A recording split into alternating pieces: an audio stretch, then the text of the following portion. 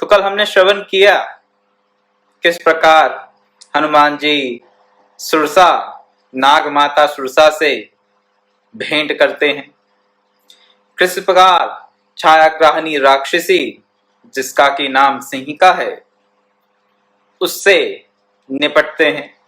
उससे तो भेंट नहीं करते, उससे तो निपटते ही हैं।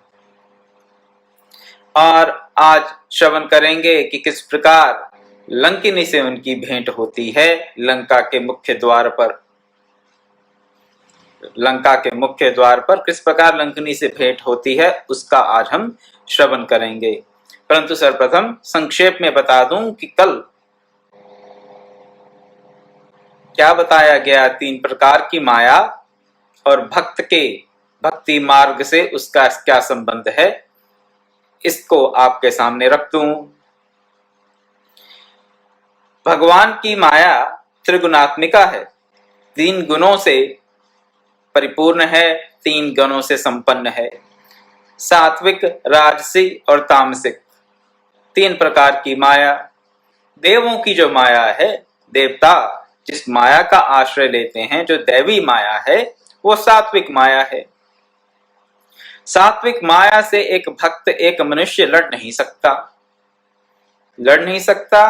हाँ, ये सोचे कि अपने बल से सात्विक माया पर विजय प्राप्त कर लेंगे, ये मनुष्य के लिए संभव नहीं। तो जो सुरसा नाग माता सुरसा जिसको कि देवताओं ने भेजा है, जो सात्विक माया का प्रतीक है, हनुमान जी उसको शक्ति से जीतने का प्रयास नहीं करते। शक्ति प्रदर्शन करते हैं, ऐसी बात नहीं, अपने रूप को बढ़ाते जाते हैं, लेकिन सुरसा भी जितना रूप बड़ा होता है हनुमान जी का, उससे दुगना रूप अपना करी जाती है। तो शक्ति से हनुमान जी नहीं जीत सकते। एक भक्त ये जो माया है देवों की, सात्विक माया जो है, उसको बल से नहीं, उससे युक्ति से ही जीता जा सकता है। जैसे कि हनुमान जी ने किया, छोटा सा रूप धर के मुख में घुस गए सुरसा के और बाहर भी निकल आए, और अपने बुद्धि का परिचय देते हुए उन्होंने राक्षसी माया से आशीर्वाद प्राप्त किया कि तुम अपने राम काज के लिए, अपने राम काम में तुम सफलता प्राप्त करोगे, इसमें कोई संशय नहीं, क्योंकि तुम बल और बुद्धि के निधान हो। तो दैवी माया से बचना चाहिए, भिड़ना नहीं चाहिए, और अगर भिड़ना ही पड़े तो शक्ति से नहीं, युक्ति से भिड़ना चाहिए और उनसे आशीर्वाद प्राप्त करना चाहिए, जिससे कि हम भक्ति के मार्ग पर आगे अग्रसर हो सकें। फिर आती है तामसिक माया, छायाग्राहिनी राक्षसी के रूप में, सिंहिका के रूप में। हनुमान जी तुरंत उसे पहचान कर उसकी इतिश्री कर देते हैं। ज्यादा समय नहीं लगाते, सोच विचार नहीं करते, उसको जाकर नमस्कार नहीं करते, सीधा उसको चिन्हित करके पहचान कर उसका वध कर देते हैं। तामसिक माया के साथ एक भक्त को, एक साधक को ज्यादा नहीं उलझना चाहिए, क्योंकि तामसी माया हमें अधोगति की तरफ, पतन की तरफ लेने के लिए सतत प्रयासरत रहती है। कैसे? हमारी छाया को पकड़ के। ये जो छायाग्राहिनी राक्षसी है, सिंहिका है, इसके आध्यात्मिक तत्व को समझने का प्रयास करें। कैसे? हमारी छाया क्या है? ये जो छायाग्राहिनी राक्षसी है, सिंहिका जो है, हनुमान जी को जो लंका जाते हुए रास्ते में मिलती है सुरसा के पश्चात, ये क्या करती है? ये छाया को पकड़कर उड़ते हुए जीवों की छाया को पकड़ लेती है, जिससे कि जीव आगे उड़ नहीं पाते और उनको पकड़ के ये खा लेती है। पहले छाया को पकड़ती है। ये तामसी माया भी हमारी छाया को ही पकड़ती है। पहले किस प्रकार पकड़ती है तामसी माया हमारी छाया को? अगर आपने कभी साइकोलॉजी पढ़ी हो, कार्ल यंग के नाम से एक बड़े विद्वान साइकोलॉजिस्ट माने गए हैं, आज भी उनकी बहुत प्रतिष्ठा है। उन्होंने क्या बताया, कार्ल यंग ने क्या बताया, और यहाँ पर सिंहिका क्या दिखा रही है, दोनों में कोई अंतर नहीं है, दोनों में कोई अंतर नहीं है। कार्ल जंग ने कहा कि हमारी पर्सनैलिटी का एक डार्क साइड होती है। डार्क साइड, और डार्क साइड क्या होती है? क्या वहां पे बिजली गुल होती है, वहां पे रोशनी नहीं होती? नहीं, ऐसी बात नहीं। डार्क साइड वो साइड है हमारा अंधेरा, अंधेरे का जो पक्ष है, अंधकार में पक्ष जो है हमारा, वो पक्ष है जिसको हम देखना नहीं चाहते। हम देखना नहीं चाहते। क्यों नहीं देखना चाहते? अरे भाई, इसलिए नहीं देखना चाहते कि वहां पर जो चीजें हैं हमारे अपने ही दुर्गुण है वहां पर, लेकिन उन दुर्गुणों को हम ये नहीं मानना चाहते कि दुर्गुण हमारे में है। क्यों नहीं मानना चाहते? मानेंगे तो हमें अपने बारे में अच्छा नहीं लगेगा। उन दुर्गुणों को अगर अपने भीतर में हम देख लें तो हमें अपने आप से घृणा हो सकती है, लेकिन हम तो अपने आप को अच्छा मानना चाहते हैं और दूसरों के आगे भी अच्छा ही बताना चाहते हैं। तो उसके लिए ह्यूमन साइकोलॉजी, मानवीय मनोविज्ञान ये बता रहा है कि हम इस डार्क साइड को, अपने अंधकार में पक्ष को नजरअंदाज कर देते हैं, देखकर भी नहीं देखते, देखना ही नहीं चाहते उस तरफ। तो ये जो हमारे दुर्गुण हैं जिनको हम नहीं देखना चाहते, अब देखेंगे ही नहीं तो परिमार्जन कैसे करेंगे? देखेंगे नहीं तो परिमार्जन कैसे होगा?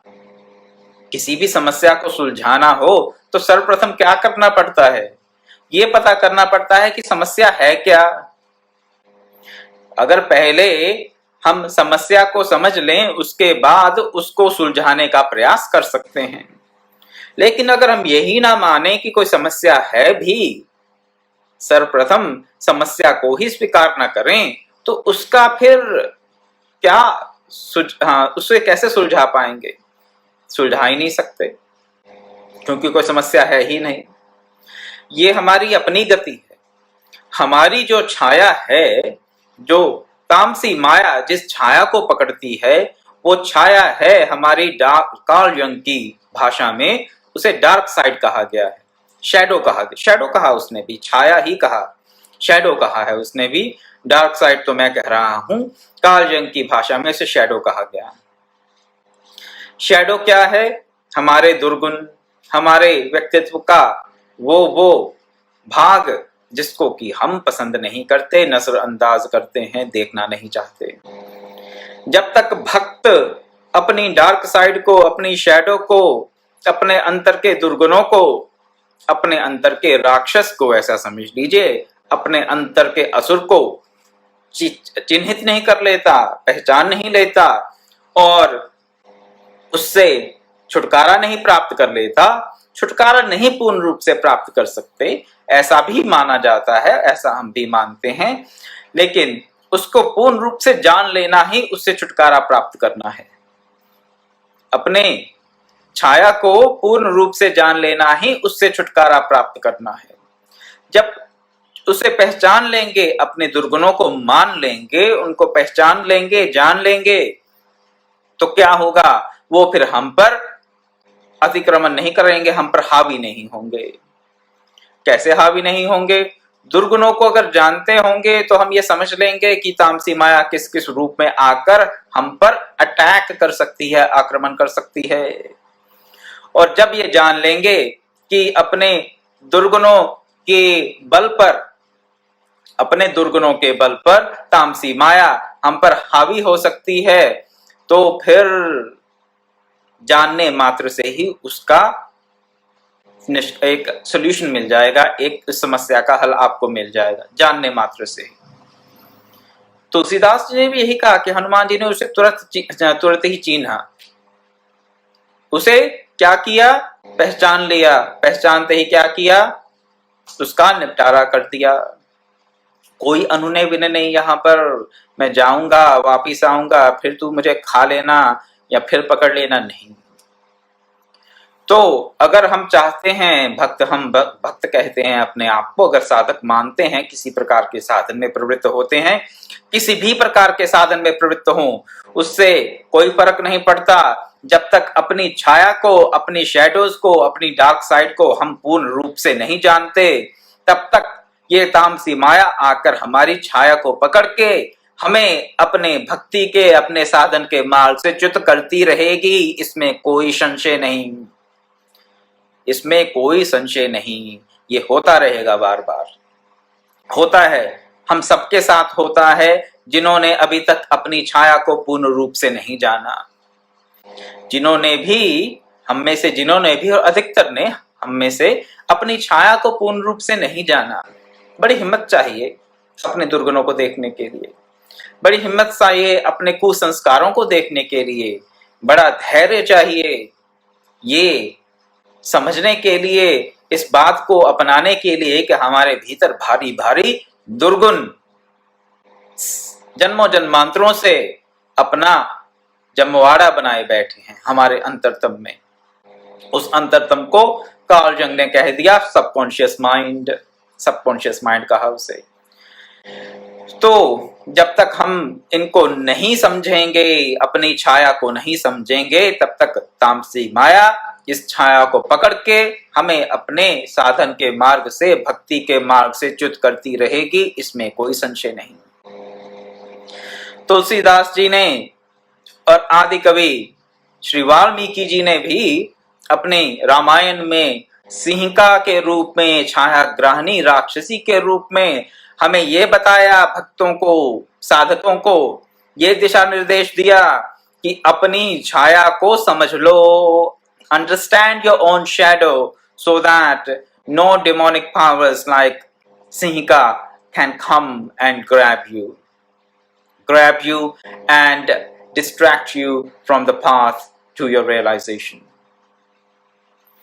क्या बता रहे हैं यहाँ पर तुलसीदास जी? रामायण के माध्यम से आदि कवि वाल्मीकि जी यही बता रहे हैं हमें कि अपने छाया को पहचानो, ताकि सिंहिका रूपी तामसी माया तुम्हारी छाया को पकड़ के तुम्हें तुम्हारी साधना से च्युत ना कर दे। लेकिन यह संभव तभी होगा जब हम अपनी छाया को, अपने कुसंस्कारों को, अपने दुर्गुणों को, अपनी कुवृत्तियों को पहचानेंगे, रियलाइज करेंगे कि हमारे अंतरतम में ये भांति भांति की कुवृत्तियां हैं।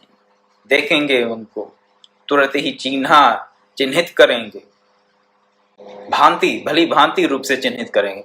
ऐसा नहीं बोल दिए, नहीं, हम में भी क्या करते हैं, हम मानते नहीं हैं लेकिन कह देते हैं हम में भी बहुत दुर्गुण हैं। लेकिन अगर कहें अपने दुर्गुणों की लिस्ट बनाइए तो नहीं बनेगी हमसे, बुरा लगेगा बहुत। अपने सद्गुणों की लिस्ट बनाने के लिए कहें तो अच्छा लगेगा।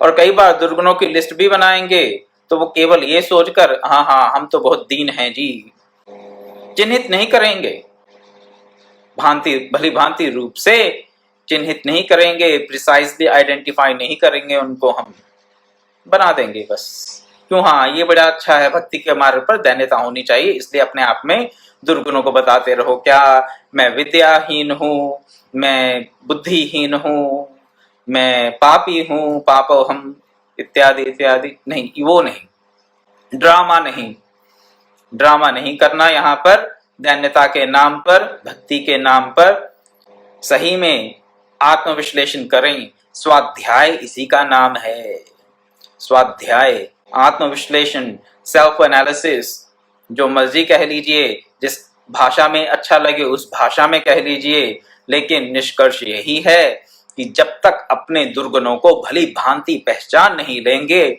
अपनी छाया को पूर्ण रूप से समझ नहीं लेंगे, तब तक अपनी छाया से मुक्त नहीं हो सकते। और जब तक अपनी छाया से मुक्त नहीं हुए, तब तक ये छाया ग्राहनी राक्षसी, ये सिंहिका हमें आकर बार बार पकड़ेगी और नीचे हमें मृत्यु के मार्ग पे धकेलती रहेगी। हम चाहते हैं अमृत की प्राप्ति, निकलते हैं घर से राम कार्य के लिए, जीवन जीना चाहते हैं राम कार्य करते हुए, लेकिन उस अमृत की प्राप्ति नहीं होती। क्या प्राप्त होता है? मृत्यु, दुख, विषाद।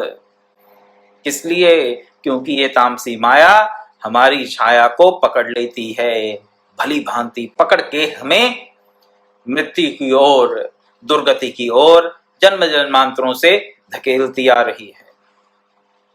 तो तामसी माया हमें तुरंत पहचानना चाहिए अपने दुर्गुणों को और इस तामसी माया के चंगुल में ना फंसें, अपनी छाया को जाने। यही रामायण का हनुमत चरित्र के इस आख्यान का यही संदेश है। अब चलिए आगे। आगे कहा, अब छाया ग्रहणी राक्षसी को हनुमान जी ने तो मार दिया, क्योंकि वो हनुमान जी तो हनुमान जी अपने आप को पूर्ण रूप से जानते हैं। उनकी छाया को कोई पकड़ तो ले, लेकिन उससे उनको वो च्युत नहीं कर सकता, उनको राम काज से हटा नहीं सकता। तो सिंहिका को मार के आगे चलते हैं। कहाँ चलते हैं? लंका में प्रवेश करने को। लंका में प्रवेश कैसे करते हैं? मस्क समान रूप कपिधरी। तुलसीदास जी की कुछ शब्द यहां पढ़ लेते हैं, फिर उनका विश्लेषण करेंगे। मस्क समान रूप कपिधरी, लंक ही चलयो सुमिरि नर हरि।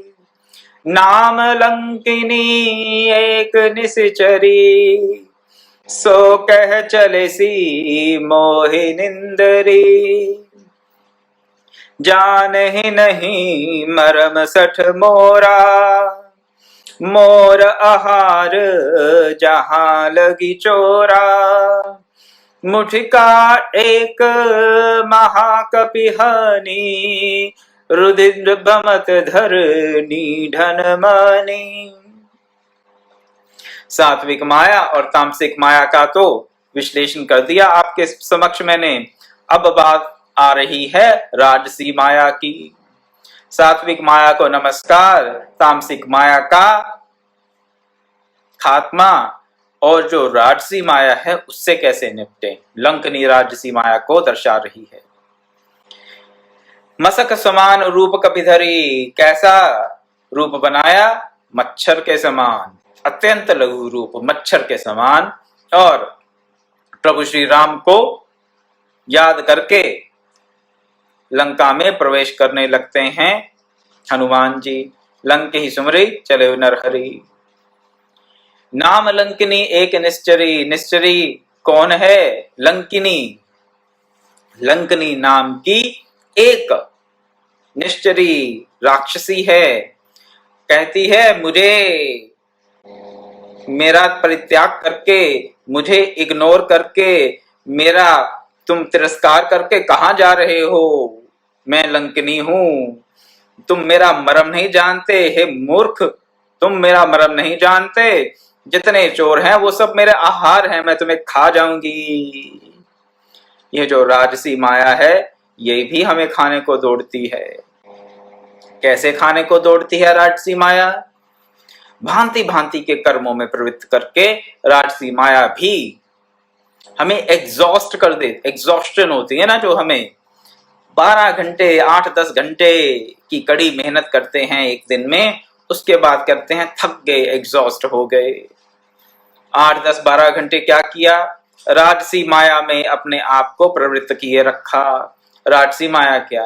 अरे भी हमें धन कमाना है, हम प्रोफेशनल्स हैं, हमें बिजनेस चलाना है, जॉब करनी है, बीवी बच्चे पालने हैं, परिवार देखना है, और सोशल स्टेटस मेंटेन करना है, नई गाड़ी लेनी है, नया फोन लेना है, नया घर लेना है, और फॉरेन हॉलीडेज पे जाना है। ये सब क्या है? ये सब लंकनी है। ये लंकनी ही भांति भांति के रूप में आपके समक्ष आ रही है। कोई अतिशयोक्ति नहीं है यहाँ पर। मैं एग्जैजरेट नहीं, I am not exaggerating anything here, it is telling exactly the way it is. Lankini है राजसी माया। राजसी माया हमें खाने को दौड़ती है, कहती कि मैं खाई जाऊंगी, तुम मेरे से बच के जा नहीं सकते। और हम भी कई बार हार मान लेते हैं कि सोसाइटी में रहने के लिए ये सब तो करना ही पड़ता है, क्या थोड़ा बहुत ये तीखा जूठा खाना पड़ता है। अब पार्टी है तो क्या कहेंगे कि हम ये नहीं खाते, वो नहीं खाते, अच्छा नहीं लगता। लोग हमें बैकवर्ड समझेंगे, सोचेंगे कि बड़े ऑर्थोडॉक्स हैं। नहीं, जो देते हैं खा लो, जैसे भी हाथों से देते हैं खा लो, कोई बात नहीं। अपने घर में तो हम साफ सुथरा खाते ही हैं। अब सोसाइटी में अच्छा नहीं लगता तो चलो चलने देते हैं। राजसी माया ये लंकनी है, लंकनी आपके अंदर बैठकर बोल रही है और आपको धीरे धीरे ये खाती जाती। तो राजसी माया रूपी जो लंकनी आती है, हनुमान जी क्या करते हैं, उसका मुठिका एक महाकपिहनी, उनको एक मुक्का मारते हैं। मुक्का मारा, एक मुक्का। सुरसा जी की भांति प्रार्थना नहीं की, सिंहिका की तरह सीधा ही उसका वध नहीं कर दिया। क्या किया, एक मुक्का मारा। राजसी माया के साथ भक्त को, एक साधक को, राम काज में तल्लीन एक व्यक्ति को किस प्रकार निपटना चाहिए, ध्यान से सुनिए, समझिए इस बात को। तामसी माया पकड़ लेती है, राजसी माया पकड़ती है तो बुरी पकड़ती है। तामसी माया से हम बच जाते हैं ज्यादातर। क्यों बच जाते हैं? क्योंकि हमें पता है कि बुरी है, ये बुरा काम है, ये बुरी चीज है। तो बुरा जानने के नाते तामसी माया से हम कई बार बच जाते हैं। विशेषकर साधक वो समझते हैं कि ये तो बुरी चीज है, इसका तो परित्याग करना ही चाहिए, लेकिन फिर भी बीच बीच में हमारी छाया को पकड़ लेती है और हमें अपने मार्ग से च्युत कर देती है। लेकिन तामसी माया को समझना इतना मुश्किल नहीं है। राजसी माया को समझना विशेषकर एक ऐसे साधक के लिए, एक ऐसे भक्त के लिए जो अपना भौतिक जीवन इस भौतिक जगत में एक गृहस्थ के रूप में जी रहा है, उसके लिए ये समझना अत्यंत दुष्कर हो जाता है। कई बार क्या, बहुत बार राजसी माया को अपना कर्तव्य कर्म हम समझ बैठते हैं। और जब समझेंगे कि राजसी माया के जो कार्य हैं वो हमारे कर्तव्य कर्म हैं, तो फिर उससे हम कैसे मुक्ति प्राप्त करें? वैसे ये तो हमारा धर्म है। उसको अगर अपना धर्म बना लिया, कर्तव्य कर्म बना लिया, तो फिर तो उससे मन उठने का जो बात है वो आएगी नहीं हमारे मन में। सोचेंगे नहीं कि इससे विरति हो, इससे छूटें, सोचेंगे ही नहीं। क्योंकि सोचेंगे ये तो हमारा धर्म है जी, हमें ये सब संसार में रहना है तो ये सब तो करना ही है, ऐसी धारणा बन जाती है। इसलिए राजसी माया को कैसे कंट्रोल में करना है, राजसी माया को विशेषकर एक गृहस्थ के लिए, बाकी तो विरक्तों को भी राजसी माया पकड़ती है। देखते हैं, न्यूज में सुनते हैं विरक्तों को कैसे राजसी माया पकड़ती है, मंदिरों मठों और ना जाने क्या क्या किस किस रूप में आके पकड़ती है। चलिए उसकी विशेष रूप से चर्चा नहीं करूंगा, लेकिन गृहस्थों के लिए ये विशेष लाभदायक होगी ये चर्चा, इसलिए इसको ध्यान से सुने। राजसी माया को जड़ से खत्म नहीं करना, सिंहिका की तरह राजसी माया को प्रणाम भी नहीं करना। तो राजसी माया को क्या करना है? मुक्का मारना है। मुक्का मार के क्या करना है? अपने अधीन कर लेना है, अपने अधीन करना है। राजसी माया की आवश्यकता है भक्त को, साधक को, चाहे गृहस्थ हो चाहे विरक्त हो। चाहे गृहस्थ हो चाहे विरक्त हो, राजसी माया चाहिए। एक विरक्ति के मार्ग पर भी राजसी माया की आवश्यकता पड़ती है। धन की आवश्यकता पड़ती है, वित्त की आवश्यकता पड़ती है, लेकिन उसके अधीन नहीं होना, उसको अपने अधीन करना है। कैसे? मुक्का मार के। किसको मुक्का मारेंगे भाई? यहां पर मैं किसको मुक्का मारूंगा? मैं अपना ही उदाहरण लूं। मुक्का मारने का यहाँ पे अर्थ यह है उसको अपने अधीन रखना। एक विरक्त को किसी ऐसे सज्जन से दान दक्षिणा नहीं लेनी चाहिए जो दान दक्षिणा देकर आपको, यानी कि मेरे को, अपने अधीन करना चाहे। ऐसी भी वृत्ति होती है, राजसिक वृत्ति होती है, या फिर किसी और कृत्य से, किसी और प्रकार से इनको वश में कर लेंगे। कंट्रोल करने की, कंट्रोलिंग एटीट्यूड रहता है लोगों का, दूसरों को वश में रखना किसी प्रकार से भी, अधीन करना नहीं। राजसी माया के अधीन नहीं होना, राजसी माया को अपने अधीन रखना है। अगर राजसी माया के अधीन हो गए, गृहस्थ हो चाहे विरक्त, तो फिर भक्ति के मार्ग से, राम काज से च्युत हो जाएंगे। तो हनुमान जी ने लंकिनी को एक ही मुक्का मारा। हनुमान जी तो बल बुद्धि के निधान हैं। एक मुक्का उन्होंने पहचान लिया कि राजसी माया है, एक मुक्का मारा, मुक्का मारते ही जो विरक्त भक्त होगा, जिसकी किसी प्रकार की आसक्ति नहीं होगी, उसका एक मुक्का ही बहुत है। वो खून का वमन करती हुई, खून को उल्टी करती हुई गिर पड़ी। फिर अपने आप को संभाल के क्या बोलती है। यहां भी आपको ये देखने को मिलेगा कि गुरु की क्या महत्ता है। गुरु को हम इतनी ज्यादा इंपॉर्टेंस क्यों देते हैं? अगर आपके मन में कभी प्रश्न आता हो तो उस प्रश्न का यहाँ पे उत्तर मिल सकता है आपको। क्या कहती हैं यहाँ पर? जब रावण ही ब्रह्मवर दीना, चलत विरंची कहा मोहि चीना। क्या कहती हैं? जब ब्रह्मा जी ने रावण को वर दिया, तो जाते हुए ब्रह्मा जी ने मुझे ये बता दिया, चिन्हा, ये चिन्हित कर दिया, ये इंडिकेशन, चिन्हा, इंडिकेट कर दिया, चिन्हित कर दिया, इंगित कर दिया, इंडिकेट कर दिया। क्या इंडिकेट कर दिया? विकल हो सीता कपि के मारे, तब जाने से निश्चर संहारे।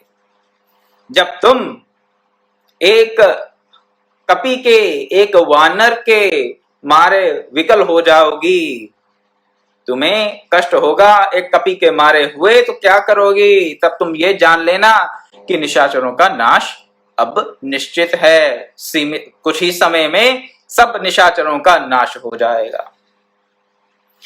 अब गुरु कौन है यहाँ पे? विरंची। लंकिनी के गुरु कौन? ब्रह्मा जी।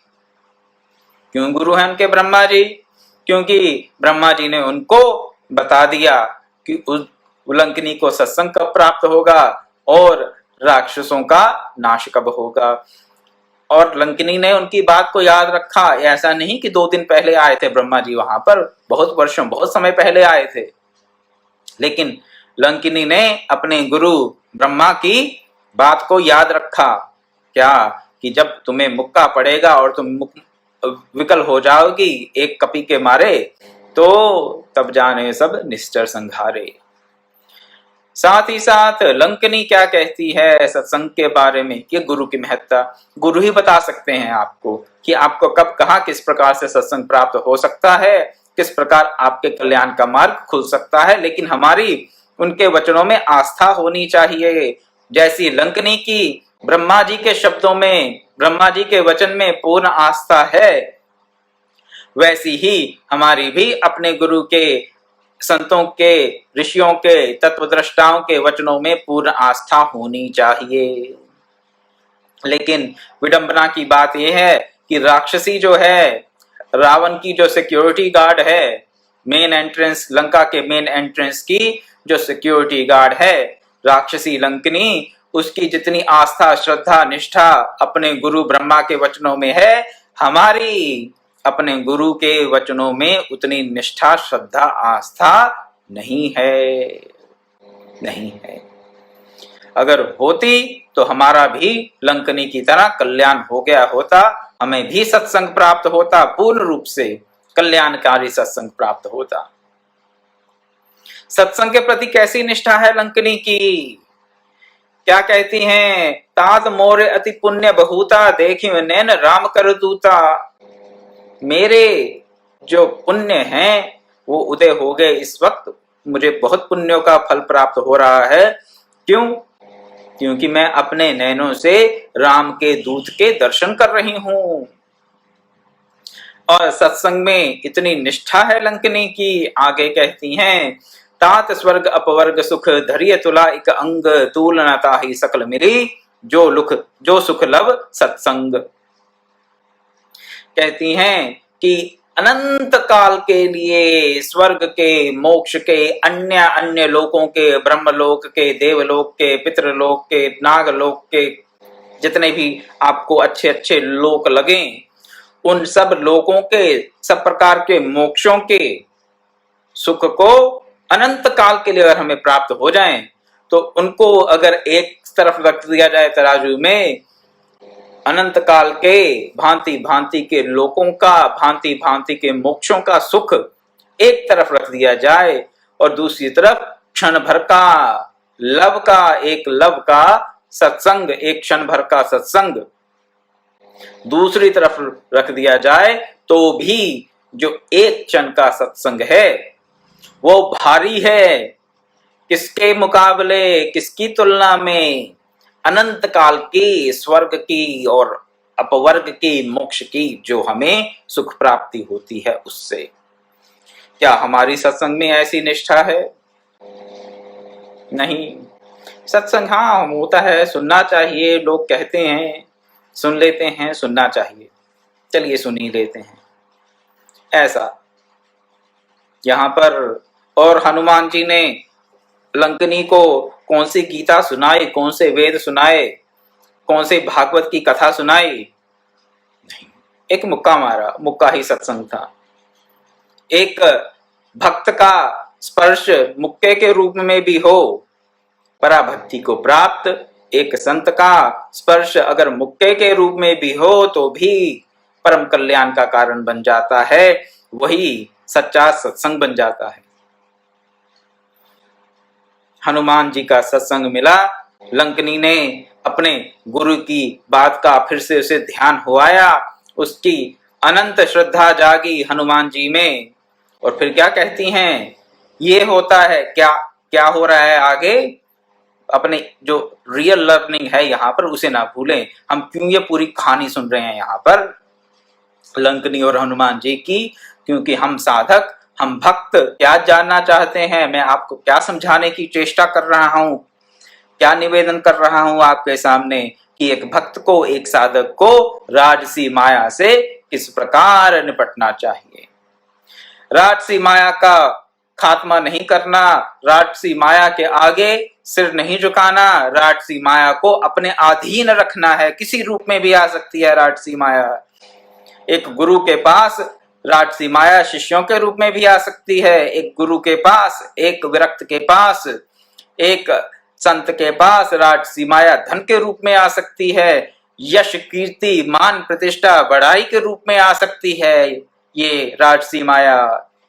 लेकिन जो व्यक्ति इनके अधीन हो जाता है विरक्ति के मार्ग पर, उसका तो फिर हम देखते हैं क्या दुर्गति हो रही है तथाकथित संतों की, बिना किसी का नाम लिए हुए।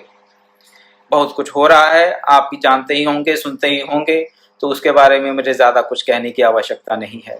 गृहस्थों के लिए भी यही बात लागू होती है, राजसी माया के अधीन ना हो। राजसी माया को जब अपने अधीन कर लेते हैं तो राजसी माया, लंकनी क्या कहती है, हाथ जोड़कर कहती है कि लंका में प्रवेश कर लो। कौन लंकनी? जो कहती है कि जितने भी चोर हैं वो सब मेरे आहार हैं। जो खाने को दौड़ी हनुमान जी को पहले, उसने लंका का द्वार हनुमान जी के लिए खोल दिया। भक्त अगर राजसी माया को अपने अधीन रखे तो उसके लिए कोई भी द्वार बंद नहीं रहता, भगवान सारे द्वार उसके लिए खोलते हैं। यहाँ तक कि लंका के द्वार को भी खोल दिया, जिसमें प्रवेश पाना असंभव सा माना जाता था। द्वार में, लंका में प्रवेश ही नहीं पाया हनुमान जी ने लंकनी के द्वारा। आगे क्या कहती हैं, हाथ जोड़ के कह रही हैं, प्रवेशी नगर कीजे सब काजा, हृदय राखी को सुलपुर राजा, गरल सुधारिपु करहि मिताई, गोपद सिंधु अनल सितलाई, गरुड़ सुमेरु रेणु समताहि, राम कृपा करे चितवा जाहि। बहुत सुंदर ये चौपाइयां हैं, लेकिन आज समय हो रहा है तो इनका थोड़ा सा विश्लेषण कल आपके सामने प्रस्तुत करने की चेष्टा करूंगा। आशा है आपने इस 3 प्रकार की माया, सात्विक, राजसिक और तामसिक माया, इनसे कैसे एक भक्त को, साधक को निपटना चाहिए, किस प्रकार इनसे डील करना चाहिए, आपने इस बात को भली भांति से समझा होगा और उसको अपने आप जीवन में उतारने का प्रयास करेंगे। इसी सद्भावना के साथ, इसी शुभकामना के साथ मैं अपनी वाणी को आज यहीं विराम देता हूं। कल मिलेंगे, फिर चर्चा करेंगे। ओम पूर्णमदः पूर्णमिदं पूर्णात् पूर्णमुदच्यते पूर्णस्य पूर्णमादाय पूर्णमेवावशिष्यते। ओम शांति शांति शांति। हरि ओम तत्सत्।